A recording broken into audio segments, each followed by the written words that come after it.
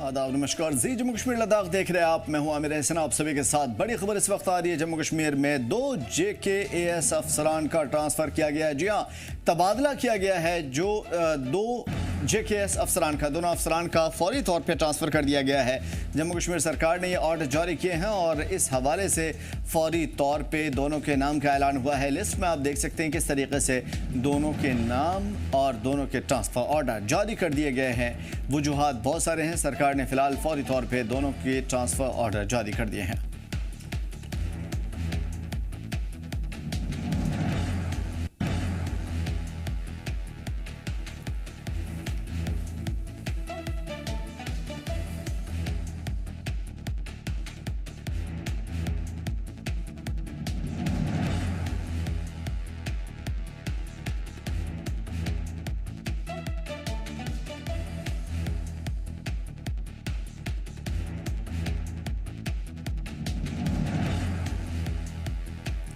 दो जम्मू कश्मीर के ब्यूरोक्रेट्स में बड़ा तबादला इस वक्त देखने को मिल रहा है। हालांकि जम्मू कश्मीर के ब्यूरोक्रेट्स में से पहले भी तबादले हुए हैं, लेकिन ये ट्रांसफ़र काफ़ी ज़्यादा ख़ास है। ब्यूरोक्रेसी के अंदर ट्रांसफ़र करने का ऑर्डर LG के पास होते हैं और LG ही ट्रांसफ़र करते हैं किसी भी ब्यूरोक्रेट्स को। तो इस वक्त JK अफसरान का ट्रांसफ़र की खबर, जहाँ पे 2 JKS अफसरान का ट्रांसफ़र हुआ है, तबादला हुआ और फौरी तौर पे ये हुक्मनामा जारी कर दिया गया है। जम्मू कश्मीर की जानिब से, एडमिनिस्ट्रेशन की जानिब से ये ऑर्डर जारी कर दिए गए हैं। और जम्मू कश्मीर के LG मनोज सिन्हा कल कठवा के दौरे पर जाएंगे और अपने इस अहम दौरे के दौरान नए तामीर इंडोर स्टेडियम की ऑफिशियली तौर पर इफ्तिताह भी करेंगे। LG कठवा में हाल ही में बारिश और बाढ़ से मुतासरा करीब 400 के करीब लोगों के लिए बनाए जाने वाले घरों का संगे बुनियाद रखेंगे। आपको बता दें, कुदरती आफात से लोग भारी नुकसान झेल रहे हैं और इन परिवारों के लिए ये अहम तरीन प्रोजेक्ट होगा। उनके दौरे से पहले जिला इंतजामिया पूरी तरीके से तैयार है। SSP कठवा मोहित शर्मा, DC कठवा राजेश शर्मा इंडोर स्टेडियम पहुंच करके सभी तैयारियों का जायजा लेते नजर आए। मुकामी इंतजामिया और लोग LG के इस दौरे को लेकर के पुरजोश हैं। कल जैसा आप जानते हैं ऑनरेबल लेफ्टिनेंट गवर्नर सर आ रहे हैं यहाँ पे। तो पिछले दिनों जो बाढ़ में लोगों के घर जो जिनको क्षति पहुँची और ख़राब हो गए, उसका एक सर्वे किया गया और जिन लोगों के पास अपनी ज़मीन थी और बड़े नीडी थे, उनकी लिस्टें जो हैं प्रोवाइड की गई थी हायर अप्स को, डिवीज़न कमिश्नर लेवल तक। तो उन लोगों को चिन्हित किया गया है, उनको घर प्रोवाइड किए जा रहे हैं। एक NGO है HRDS, उनके थ्रू। तो उसी का फाउंडेशन स्टोन ले करने के लिए ऑनरेबल लेफ्टिनेंट गवर्नर सर कल यहाँ पे आ रहे हैं। उसके साथ साथ ये जो इंडोर स्टेडियम यहाँ तैयार हुआ है, तो इसका भी फाउंडेशन स्टोन इसको भी स्टार्ट कर देंगे, वो इसका इनाग्रेशन करेंगे। और जम्मू में आज CM उमर अब्दुल्ला से कई अवामी वफ्द ने मुलाकात की थी और इस मौके पर वफ्द ने CM उमर अब्दुल्ला से के सामने अवामी फलाही स्कीम और इलाके में तरक्याती अहम मसाइल को उठाए।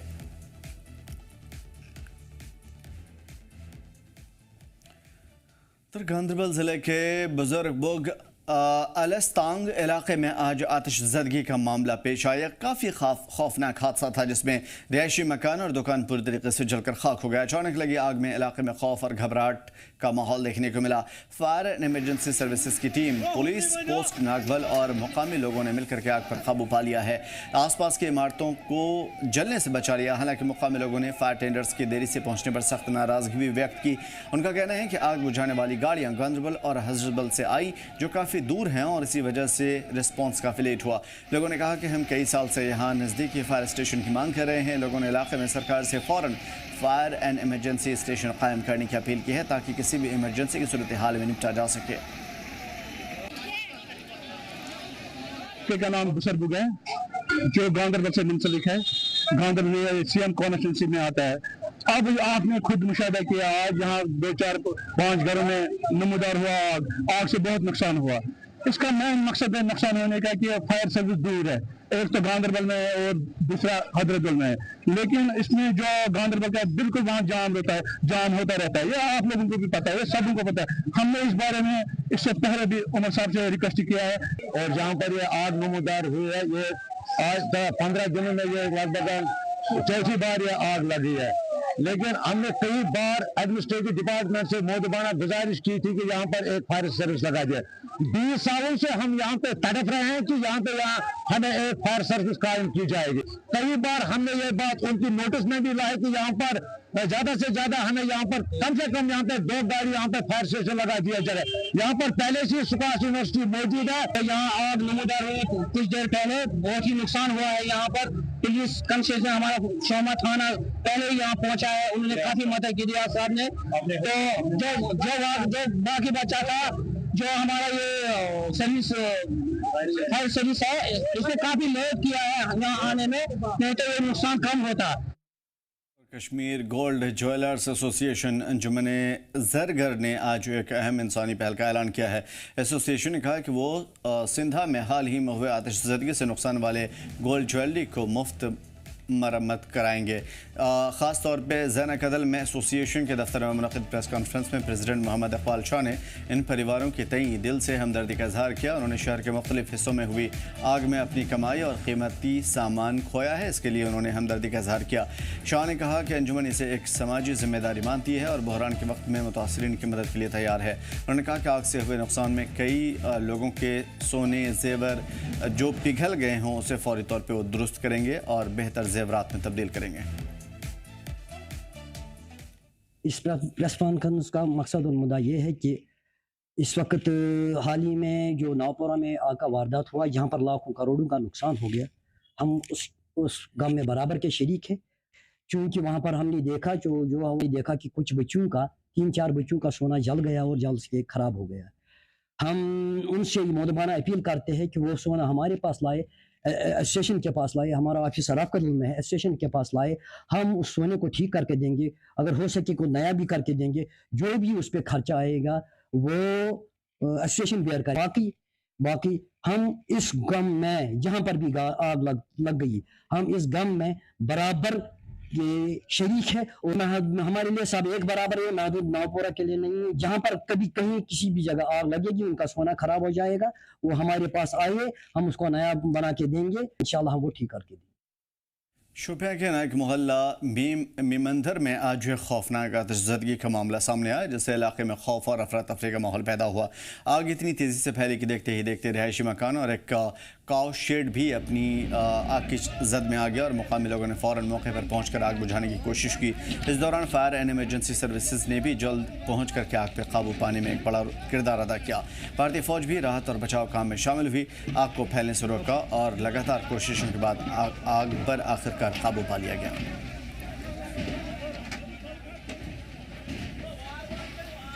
देखिए, सबसे पहले आपको मैं बताना चाहूंगा कि ऑलरेडी एडवाइजरीज जो है डिस्ट्रिक्ट एडमिनिस्ट्रेशन की तरफ से आ रही थी कि आप खास ख्याल रखें। पहले इंस्टेंस पे हमें खुद ध्यान रखना चाहिए इन सब चीज़ों का, क्योंकि खुशक साली में ये सारी चीज़ें हमें देखने को मिलती है। और आज मुझे लगता है टाइमली इंटरवेंशन जो हुआ, चाहे फायर सर्विस का या आप यहाँ पे देख रहे हैं कि जो लोकल नौजवान है, इन्होंने बढ़ चढ़ के यहाँ पे इसको डोज ऑफ करने में मदद की, तो अल्लाह का शुक्र है। फिर भी काफी मुझे लगता है नुकसान बचाया गया। दिन का टाइम था, तो यूथ का यहाँ पे सही रोल रहा, जो अभी भी लगे हैं इसको बुझाने के लिए। और इसके साथ साथ जो यहाँ पे आप देख रहे हैं, आर्मी का भी एक अहम रोल रहा। कुपवाड़ा के एमएलए मीर मोहम्मद फयाज ने औरव और मनून इलाके का दौरा किया था और मनून से रेशावरी तक जाने वाली सड़क का इफ्तिताह भी किया। इस इलाके में सिक्योरिटी और बेहतर सड़क कनेक्टिविटी से ट्रांसपोर्ट सिस्टम बेहतर और आसान होगा। इस सड़क से इफ्तिताह को इलाके में लोगों को बेहतर रोजगार के मौके भी मिलेंगे और इसके लिए लोगों ने एमएलए मीर मोहम्मद फयाज का शुक्रिया अदा किया। कहा कि इस पहल से इलाके की तरक्की और खुशहाली बढ़ेगी। ये 1987 में इसकी बुनियाद डाली गई थी। उसके बाद इस रोड पे थोड़ा बहुत काम उन दिनों हुआ था, तो लोगों की देर ना मांग थी कि इस रोड को जो है अच्छी तरह से बनाया जाए, जिसमें इसमें जो है कहीं पे प्रोटेक्शन वाल की ज़रूरत है, ड्रेनेज की ज़रूरत थी या मैग्नेमाइजेशन की। तो मैं शुक्रिया अदा करता हूँ PMGSY डिपार्टमेंट का भी और यहाँ के आवाम का, कि इनकी दुआओं का ये नतीजा है कि ये प्रोजेक्ट जो है मंजूर हुआ और आज इस पे बाज़ाब्ता काम भी शुरू हुआ। ये रोड जो है औरा से रिशवाड़ी एक बहुत बड़ा इलाका है जिसमें ज़्यादातर जो है ST1 और ST2 के लोग रहते हैं। इस एरिया में ये 4 पंचायतें हैं औरा में। ये सबसे बड़ी पंचायत है औरा D, जिसमें मनवन बाला भी है, इसमें प्रॉपर मनवन, इसी तरह मनवन से नीचे एक रोड जाती है। इंशाल्लाह अनकरीब हम उस पर भी काम शुरू करेंगे। जहाँ तक औरा का ताल्लुक था, इन 4 पंचायतों में एक रोड हमारा मीर मुकाम का वो इस साल हमने कंप्लीट किया, वो अंडर नाबार्ड था। और एक और रोड जो है हम इसी साल इंशाल्लाह उसका भी टेंडर हो जाएगा अभी इन्हीं दिनों में, जो अंडर नाबार्ड हमारा मंजूर हुआ है। बडगाम के students with special education needs ने हाल ही में उड़ीसा में मुनक़िद इंटरनेशनल प्रोग्राम में पहला मुकाम हासिल किया और यह तलबा समग्र शिक्षा के समावेशी शिक्षा प्रोग्राम के तहत तालीम हासिल कर रहे हैं।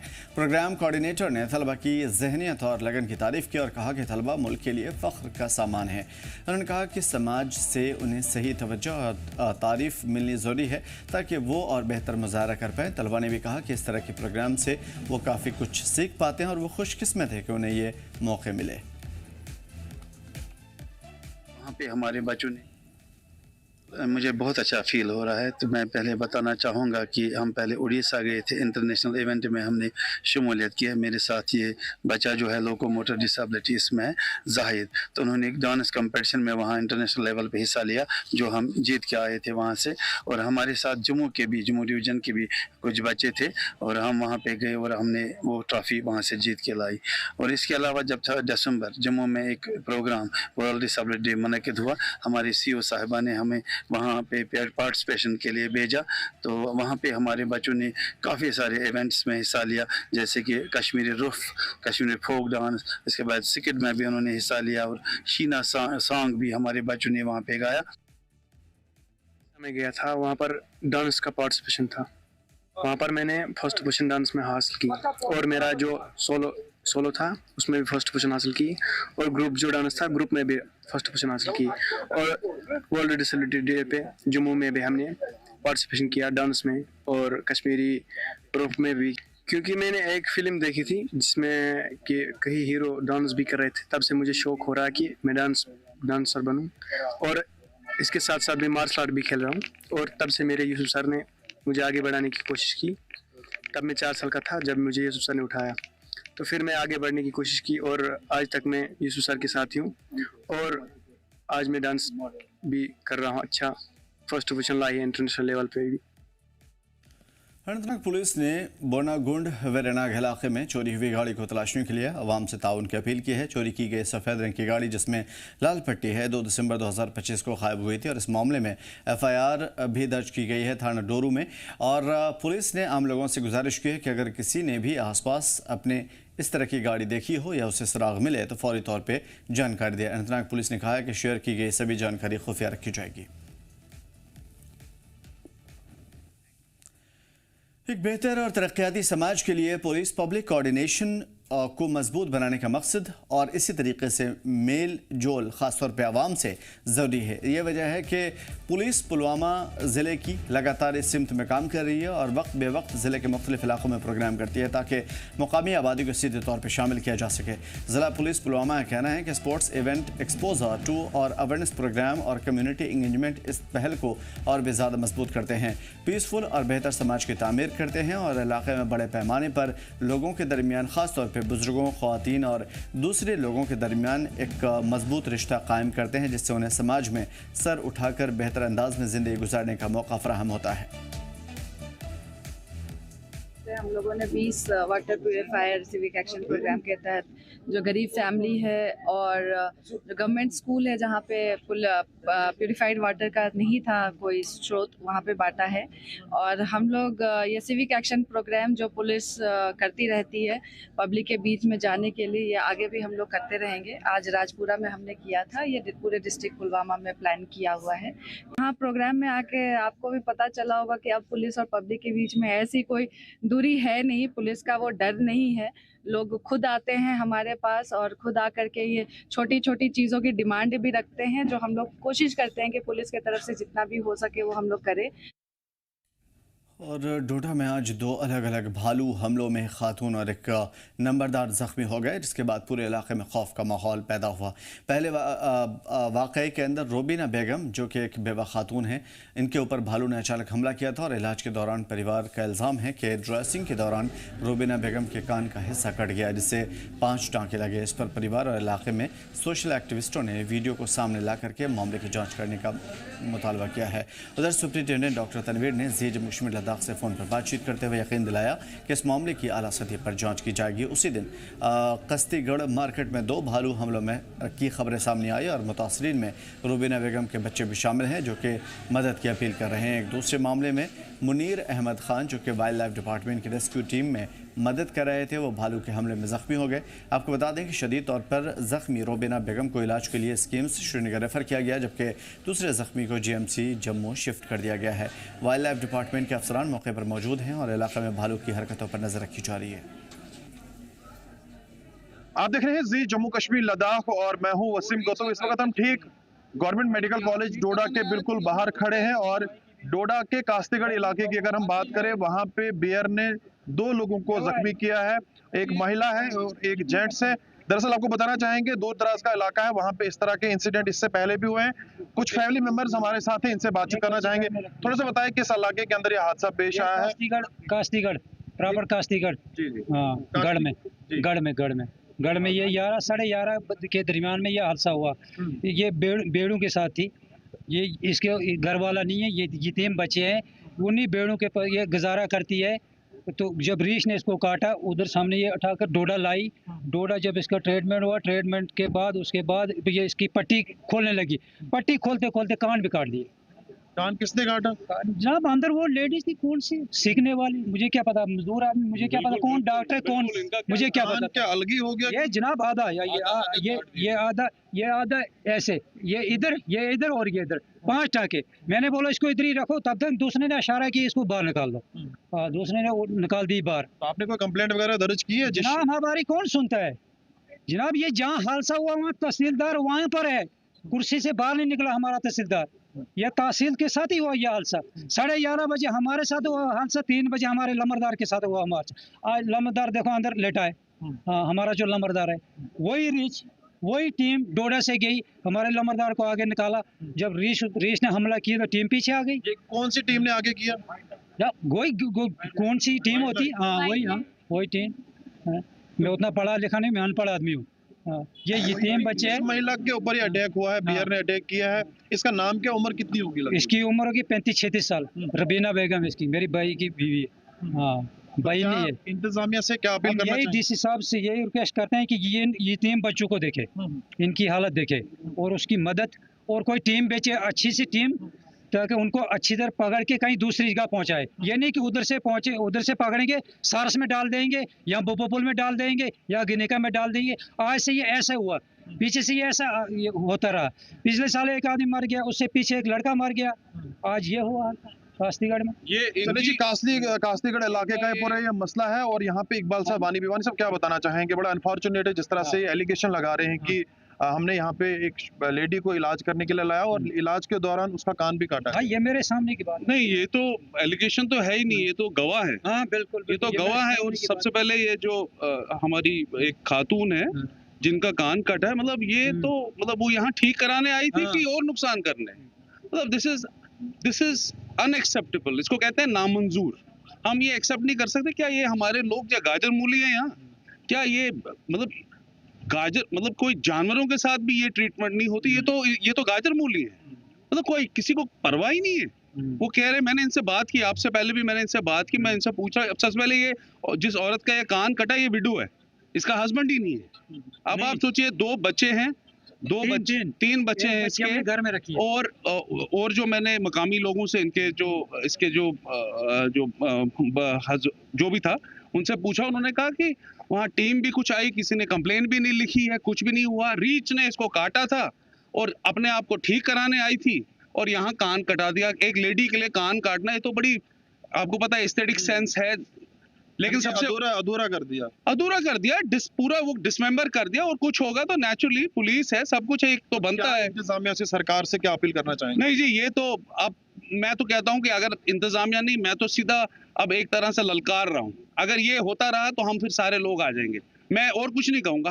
हम प्रोटेस्ट करेंगे, हजारों लोग, लाखों लोग आ जाएंगे। हम चाहे तहसीलदार के ऑफिस के सामने है या जीएमसी के ऑफिस, हम बंद कर देंगे इसको, क्योंकि यही ताकत है लोगों की। और तो हम लड़ना नहीं है, क्योंकि हमने वो काम नहीं करना जो कुछ यहाँ पहले अनासर ने किया। उससे क्या है, लोगों को तकलीफ होगी। हम कंस्ट्रक्टिव क्रिटिसिज्म, अहिंसा, नॉन वायलेंट प्रोटेस्ट करेंगे। हम बैठ जाएंगे। इंसाफ की डिमांड लोग कर रहे हैं और मुझे उम्मीद है कि जिला इंतजामिया डोडा भी इस पूरे मामले को खंगालेगी और इसके जड़ तक पहुंचेगी। आखिर वजूहत क्या रही है? अगर यहाँ पे कोई शख्स इलाज करने के लिए आया है तो उसको ड्रेसिंग जब खोलने की बात जब आती है, उसके बाद ही इनका इल्जाम है कि उस महिला का कान भी कट गया है। फिलहाल उस पेशेंट को यहाँ से शिफ्ट किया गया है, मेडिकल कॉलेज जो श्रीनगर है वहाँ पे भेजा गया। तो देखना होगा कि इस पे एडमिनिस्ट्रेशन किस तरह से काम करती है। और मैं कोशिश करूंगा जो मेडिकल कॉलेज की हायर अथॉरिटीज है इनसे भी पक्ष पकड़ने की, जानने की कोशिश करेंगे जिस तरह से मेडिकल कॉलेज डोडा पे एलिगेशन लग रहे हैं। जी जम्मू कश्मीर लद्दाख के लिए वसीम गत्तू, डोडा।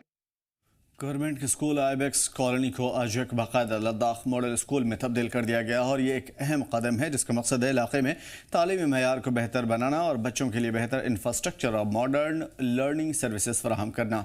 इस इफ्तिताही तकरीब में LGUT Ladakh Kavinder Gupta, secretary school education Bhanu Barbha, director school of education Tashi Dolma और दूसरी मुअज़्ज़ज़ शख्सियात शामिल रहीं। सभी ने मिलकर के इस पहल की बाकायदा शुरुआत की और सरकारी तालीम की बेहतरी के लिए अपनी मजबूत अज़्म को दोहराया। मैं वो कविता याद करता हूँ, माँ ने मुझको दूध पिलाया, गोदी में ले मुझे सुलाया, जब रोता माँ दौड़ी आती, शीशी करके मुझे हंसाती, प्यारी माँ जब बड़ा होऊंगा तेरे सारे काम करूंगा, तेरे चरण दबाऊंगा, सेवा से सुख पाऊंगा। ये कविता आज तक मुझे नहीं भूलती है। इसी तरह मुझे लगता है कि आज भी टीचर्स का जो बड़ा रोल है उसमें आप अपना रोल निभाने की कोशिश करेंगे। आज का ये अवसर लद्दाख के लोगों के लिए नहीं बल्कि हमारे पूरे जो शिक्षा तंत्र है यहाँ का, उसके लिए अत्यंत महत्वपूर्ण और उत्साहजनक है। सांबा के विजयपुर खमला गांव में पूरी दुनिया के साथ जम्मू कश्मीर में अमन और खुशहाली के लिए स्पेशल वीक मनाया जा रहा है। गांव वासियों की तरफ से आने वाले नए साल पर अपने पूर्वजों और जम्मू कश्मीर विश्व शांति के लिए भागवत गीता सप्ताह होने जा रहा और इसी कड़ी में आज गणेश पूजा अर्चना के साथ कलश यात्रा भी निकाली गई। ये यात्रा बाबा सिद्ध गोरैया देवस्थानम और सोंख में कलश भर करके वापसी सप्ताह स्थान पर पहुंची और आज से 7 दिनों के लिए सप्ताह की शुरुआत हो चुकी है। शास्त्री सुरेश महाराज जी कथावाचक गीता प्रवचनों में संगीत को निहाल करेंगे और लंगर भी लगाएंगे। राधे राधे। ये कलश हम लेके जा रहे हैं स्वांखा, क्योंकि स्वांखा एक बहुत अच्छी और जगह है। वहाँ पे हम जाएंगे, वहाँ के जल से हम ये कलश भरेंगे और वापस आएंगे। और ये 7 दिन तक रहेगी। ये संडे को खत्म हो जाएगी और 7 दिन हम लोग डेली सुबह पूजा होगी, फिर कथा होगी, फिर उसके बाद लंगर प्रसाद होगा। ये सारे मकसद यही है कि इस साल बहुत कुछ सुना भी है और देखा भी है और यही चाह रहे हैं कि चलो जो हमसे हो सकता है हम भी थोड़ी पूजा पाठ करें जिससे पूरे उसमें शांति रहे। राधे राधे सभी को। हमारे गांव यहाँ कमाला में भागवत सप्ताह का आयोजन किया जा रहा है। हम सभी गाँव वासियों अभी कलश यात्रा स्वांखा में जा रहे हैं। तो नियर भाई जो भी लोग हमारे आसपास के हैं, ज़्यादा से ज़्यादा लोग आए और यहाँ सतमाह का पूरा अपना योगदान दें। और सतमाह का बस यही है कि बच्चे सारे यहाँ पे लें अपना साथ और सभी सुने। तो और ये सुख शांति के लिए रखा गया है, तो ज़्यादा से ज़्यादा लोग यहाँ पे आए तो भागवत का पूरा आनंद लीजिए। देखिए, ये जो आज भागवत सप्ताह कथा का आयोजन हमारे कमाला गांव में हो रहा है, तो समस्त गांववासी सभी मिलकर इस कथा का आयोजन करवा रहे हैं। और हमारे बीच में हमारे सुरेश शास्त्री जी महाराज पंडी वाले जो इस सप्ताह कथा के कथावाचक हैं। और आज आप देख रहे हैं कि ये भव्य शोभा यात्रा जो कलश यात्रा हम निकाल रहे हैं, ये एक रीति रिवाज है। ये कलश हम एक ऐसी जगह से भर के लाएंगे जो जगह हमारे जहाँ आराध्य हैं हमारे और जिन चीजों को हम मानते हैं। हम सिद्ध गौरिया बाबा स्वांखा के स्थान पर जाएंगे, बाबा सिद्ध गौरिया के चरणों से ये जल लाकर जहाँ पर अपने जो कलश भरकर इनकी पूजा होगी और ये 7 दिन तक ये पूजा होती रहेगी।